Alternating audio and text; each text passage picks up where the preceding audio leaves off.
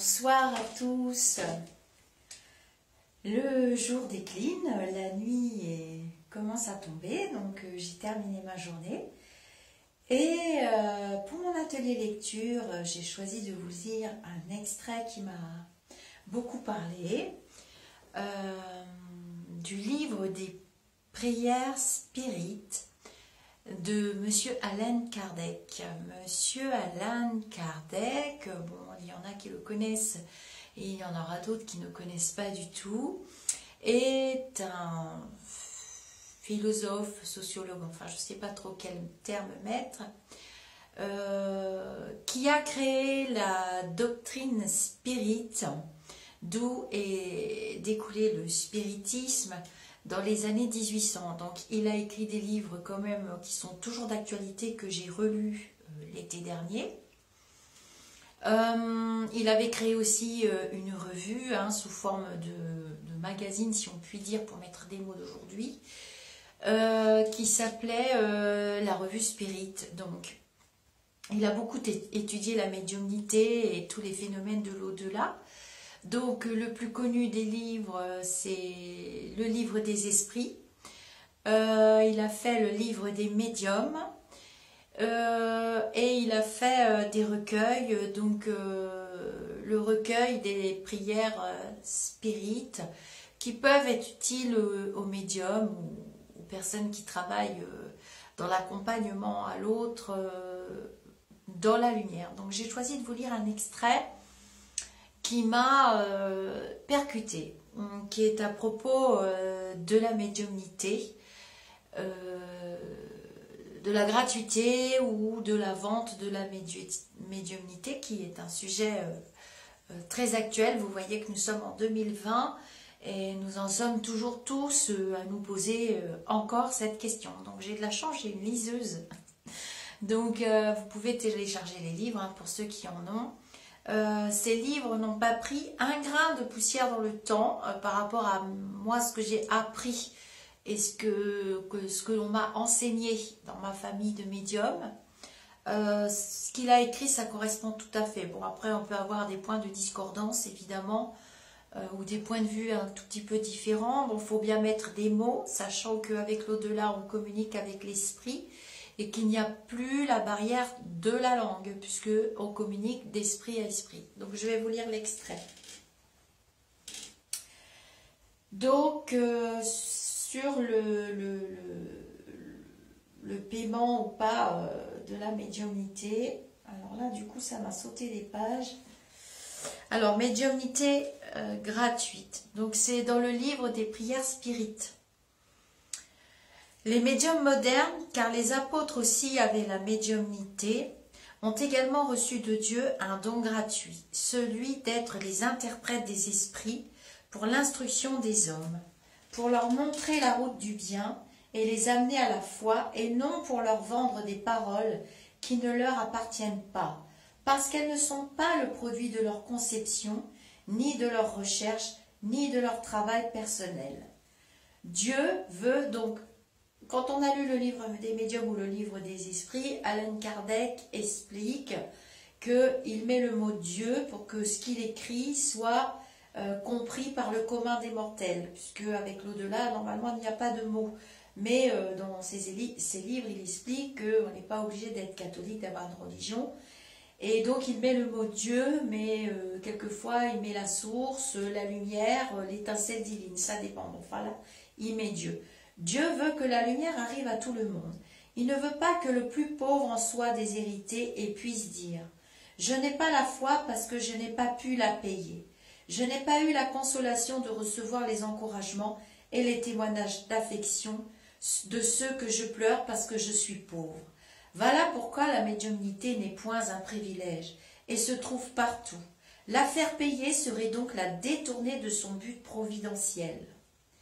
Quiconque connaît les conditions dans lesquelles les bons esprits se communiquent, leur répulsion pour tout ce qui est d'intérêt égoïste et qui sait combien il faut peu de choses pour les éloigner, ne pourra jamais admettre que des esprits supérieurs soient à la disposition du premier venu qui les appellerait à temps la séance.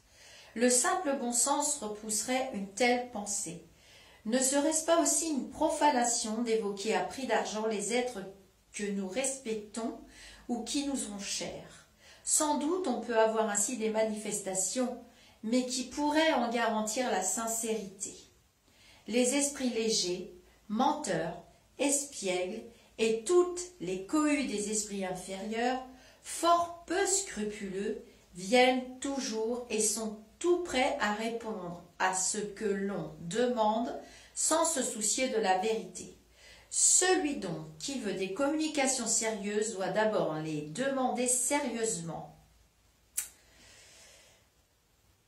Oui, il doit d'abord les demander sérieusement. C'est ce que je vous explique dans mes vidéos ou en vrai quand on a la chance de pouvoir discuter de face ou en téléphone. Donc cette phrase m'a beaucoup parlé. Celui donc qui veut des communications sérieuses doit d'abord les demander sérieusement, puis s'édifier sur la nature des sympathies du médium avec les êtres du monde spirituel. Or, la première condition pour se concilier la bienveillance des bons esprits, c'est l'humilité, le dévouement, l'abnégation, le désintéressement moral et matériel le plus absolu. C'est ce que j'expliquais dans ma vidéo de ce matin, sur mon petit coup de schrogneux. À côté de la question morale se présente une considération affective non moins importante qui tient à la nature même de la faculté. La médiumnité sérieuse ne peut être et ne sera jamais une profession, non seulement parce qu'elle serait discréditée moralement et bientôt assimilée aux 10 heures de bonne aventure, mais parce qu'un obstacle matériel s'y oppose. C'est une faculté essentiellement mobile, fugitive et variable, sur la permanence de laquelle nul ne peut compter. Ce serait donc, pour l'exploiteur, une ressource tout à fait incertaine, qui peut lui manquer au moment où elle lui serait le plus nécessaire. Autre chose est un talent acquis par l'étude et le travail, et qui par cela même est une propriété dont il est naturellement permis de tirer parti. Mais la médiumnité n'est ni un art, ni un talent. C'est pourquoi elle ne peut devenir une profession. Elle n'existe que par le concours des esprits. J'ai déjà expliqué ceci. Si ces esprits font défaut, il n'y a plus de médiumnité. L'aptitude peut subsister, mais l'exercice en est annulé. Aussi, n'est-il pas un seul médium au monde qui puisse garantir l'obtention d'un phénomène spirit à un instant donné?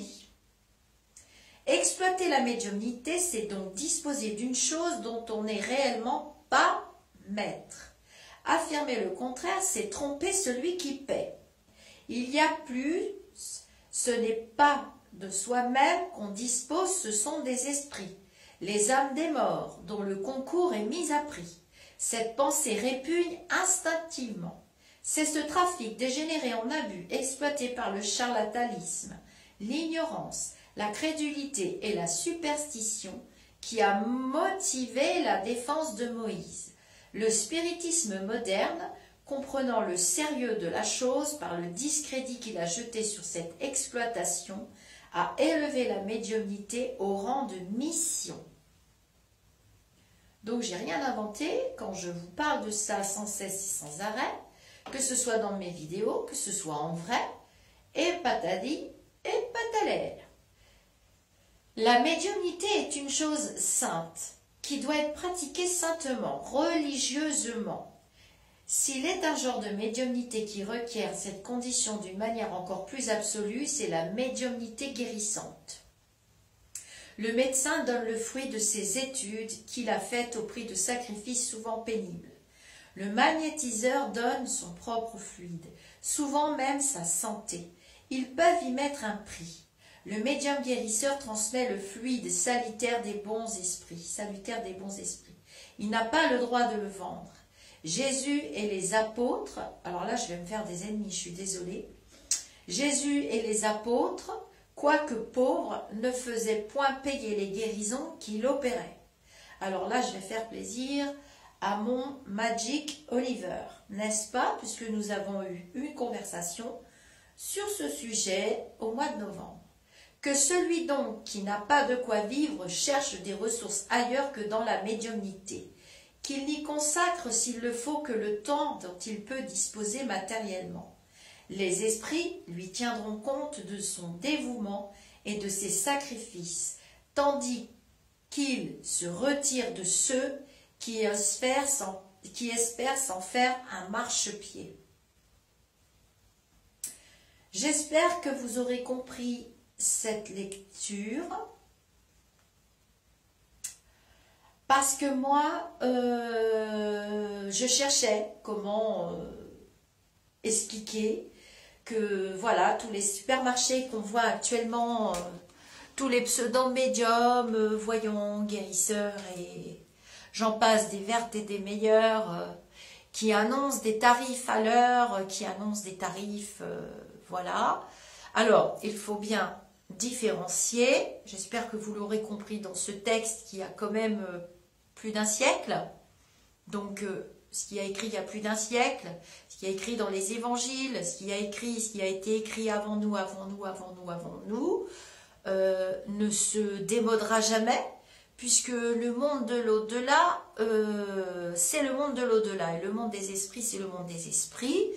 Je vois pas comment on peut faire en claquant des doigts, en vous disant oui, on va fixer un rendez-vous pour un contact défunt, par exemple, ou bien pour vous apprendre à vous servir de cette médiumnité. Quoique les avis sont partagés, il y a quand même quelques techniques qui existent, c'est vrai.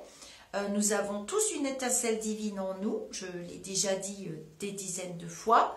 Mais si vous lisez des livres, les livres d'Allan Kardec, je les trouve vraiment très très bien faits. Ils sont un peu difficiles à lire, mais donc voilà, je suis tombée sur ce texte. Je ne savais pas quel texte trouver, ça fait quand même pas mal d'années que je cherche pour expliquer pourquoi c'est pas possible.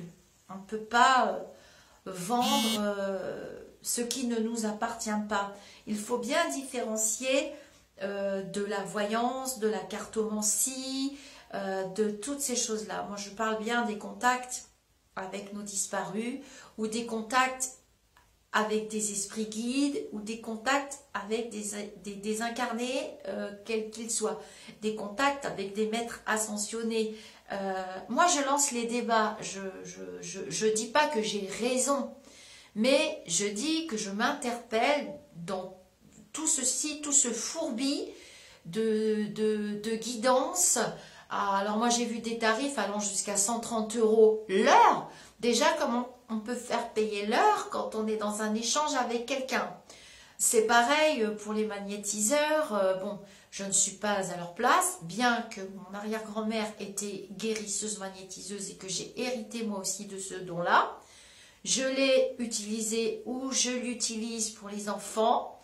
Ceux qui me connaissent savent que je l'ai fait, mais je l'offre. Voilà, je n'ai jamais fait payer aucun soin ni quoi que ce soit.